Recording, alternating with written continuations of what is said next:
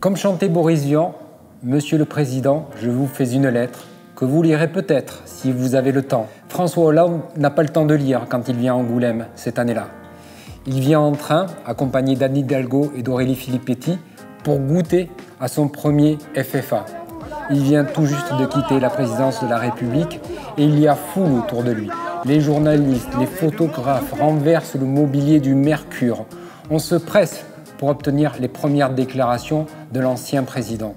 Le protocole va compter pour cette nouvelle édition, parce qu'en plus de l'ancien président Hollande, la Côte d'Ivoire est le pays invité d'honneur. Comme le veut la tradition à son arrivée, la première dame de Côte d'Ivoire, Dominique Ouattara, est venue hisser le drapeau ivoirien de l'hôtel de ville aux côtés de celui de la France et de l'Europe, au son des tambourineurs venus d'Abidjan. Je suis particulièrement fière de voir mon pays, la Côte d'Ivoire, mise à l'honneur à l'occasion du 10e Festival du film francophone d'Angoulême. Ce festival est une occasion idéale de présenter les nombreuses richesses culturelles de la Côte d'Ivoire et d'illustrer le savoir-faire de nos artistes et de nos créateurs. La levée des drapeaux ivoiriens, français et européens à laquelle nous venons d'assister a été un moment très émouvant qui honore nos deux pays. Et Dominique Ouattara, première dame du pays, ne laisse à personne le soin de représenter le cinéma de Côte d'Ivoire à Angoulême. Dominique Ouattara est partout. Elle assiste aux séances, elle dîne au Saint-Gelais. En 2017, le FFA reçoit Au revoir là-haut, l'adaptation du roman de Pierre Lemaître par Albert Dupontel. Ce qui est intéressant, c'est qu'a priori, cet enthousiasme serait contagieux par rapport au public. Gaumont est à la fête cette année, puisque la maison a décidé de faire venir à Angoulême son exposition sur les 120 ans de cinéma. Pour ce 10e anniversaire, le festival a réussi un tour de force. Faire venir à Angoulême l'exposition des 120 ans de la Gaumont, une société partenaire du FFA. L'écrin tout choisi pour cette scénographie, c'est le musée Paradis. Un musée fantôme jamais ouvert au public pour une question de droit d'auteur. Grâce au conseil départemental de la Charente et à Gaumont, l'expo des 120 ans a pu s'approprier les lieux. Ça a été l'occasion de montrer que depuis 120 ans, le cinéma français est là. Les frères Lumière sont arrêtés de faire des films assez tôt. Gaumont a continué. Gaumont est simplement la plus ancienne société de cinéma du monde. Donc aujourd'hui, se retrouver dans ces décors de rêve à Angoulême, c'est formidable. C'est magnifique, ça va rester tout l'été. Ce sera un des événements qui perdurera au-delà du FFA. Gaumont est à la fête une deuxième fois, en plein milieu du festival. Le samedi, Nakache et Toledano sont de retour avec Le Sens de la Fête. Leur nouvelle comédie avec Jean-Pierre Bacri. Leur âme et leur façon de concevoir la vie et le regard qu'ils ont sur les gens, je trouve qu'il y a une cohérence totale entre ce film qu'on vient de faire et Intouchable. Et là, évidemment, puisqu'ils sont connus comme les loups blancs, et qu'on sait qu'à chaque fois, ils rendent un résultat impeccable, les 11 salles du CGR sont pleines comme un œuf. Ce qui est incroyable quand on arrive là le soir à la projection, c'est qu'on voit tous les gens là qui font la queue jusqu'au bout. C'est la première fois que ça arrive. Ça va contribuer évidemment à faire de cette édition, la 10e, une édition exceptionnelle, d'autant plus exceptionnelle que Marie-France et Dominique ont réalisé leur rêve. Ils confient la présidence du jury à une personnalité anglophone particulièrement francophile. Et pas n'importe qui. John Malkovich, le Valmont des liaisons dangereuses, l'acteur américain extraordinaire que l'on connaît et qui vient à Angoulême en toute humilité, en toute modestie, qui visite des expositions, qui voit des films, qui s'arrête et discute avec des festivaliers. John Malkovich est à l'aise comme un poisson dans l'eau. Dominique Besnéard dira de lui que c'est un seigneur. J'ai pas grand-chose à dire, sauf j'ai envie juste de dire merci aux créateurs de tout ce que a venu ici pour montrer leur film, et aussi bien sûr Dominique, Marie-France d'avoir m'invité d'être ici, sur le jury et mes collègues sur le jury aussi. Parlons de mastodonte pour continuer. Malkovich, il y a aussi son copain qui est là. Gérard Depardieu, qui vient avec Catherine Deneuve présenter le film Bonne Pomme de Florence Quentin, un film produit par la société de production de Dominique Besnéard, Mon Voisin Production. Alors évidemment, Gérard Depardieu et Catherine Deneuve vont se contenter un petit peu du service minimum. Dans 3 salles, saluer le public, puis partir. Gérard Depardieu souffre du genou, malgré tout, sa présence compte. La conférence de presse qu'il va donner dans les couloirs du Mercure fera date. Non, j'adore les acteurs, mais c'est vrai, parfois, ils sont lourds. Mais voilà, mais pris un par un, ça va. Mais pas Catherine, elle n'est pas lourde.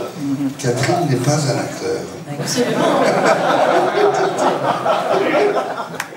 Du côté des avant-premières, il y a foule, encore une fois. On pourrait citer Mon garçon de Christian Carion avec Guillaume Canet, un film tourné en 6 jours seulement. On pourrait citer Épouse-moi mon pote de Tarek Boudali qui va remplir l'espace Cara de rires adolescents. On va surtout citer C'est tout pour moi de Nawel Madani. Parce que Nawel Madani, quelque part, a été le rayon de soleil du Festival du film francophone cette année-là. Elle ne s'est pas offusquée que son film passe après Le sens de la fête, bien tard. Elle va garder sa bonne humeur tout au long du festival et ça va rejaillir sur l'ensemble des invités de cette année-là. Un joli moment d'émotion aussi à signaler en 2017 pour cette 10e édition, c'est la projection d'Ascenseur pour l'échafaud de Louis Malle sur la place Louvel.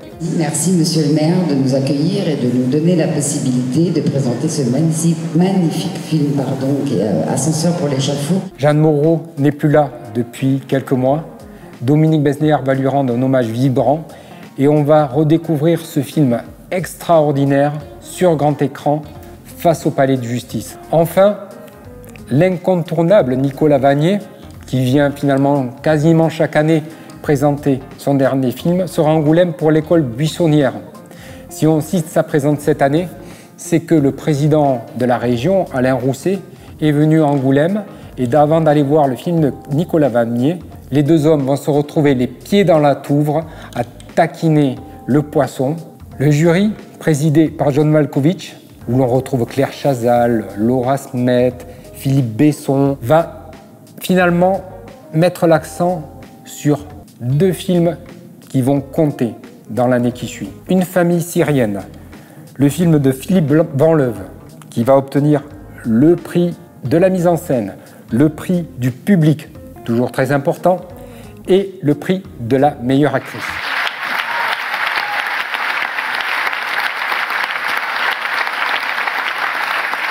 Merci beaucoup, vraiment merci. Je ne suis pas seulement émue à cause de ce prix, je suis émue pour 2 autres raisons. La première, c'est que je le partage avec une autre grande comédienne qui a travaillé avec moi sur ce film. Je voudrais remercier le jury d'être sensible vraiment à cette histoire, à ce scénario qui n'est pas évident, qui n'est pas facile. En tout cas, c'est un prix que je partage avec tout le peuple syrien.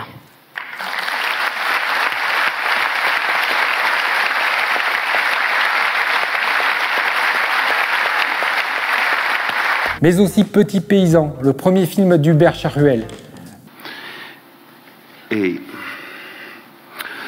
le Valoir de Diamant pour meilleur film est attribué à Petit paysan de Hubert Charuel.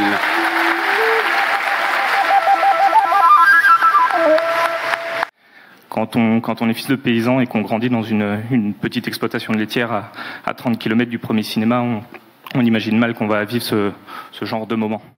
Meilleur acteur pour Swan Arlo. Je voulais dire que je suis très très très fier de recevoir ce prix et encore plus avec ce film. Et que la première récompense, c'est qu'ici, on a eu des projections formidables. Et meilleure musique pour l'artiste électro Mid. Alors effectivement, Petit paysan va profiter pleinement de la caisse de résonance du FFA.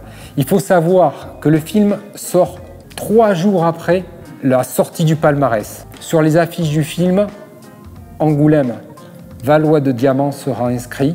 Le film va profiter de cet élan et conquérir un paquet de spectateurs dans les salles françaises. Du côté du festival, c'est encore le satisfecit total. On a encore des problèmes d'engorgement réglés, notamment du côté du Nil, où la projection de Marilyn de Guillaume Gallienne va se heurter à un afflux de spectateurs qui vont être refoulés.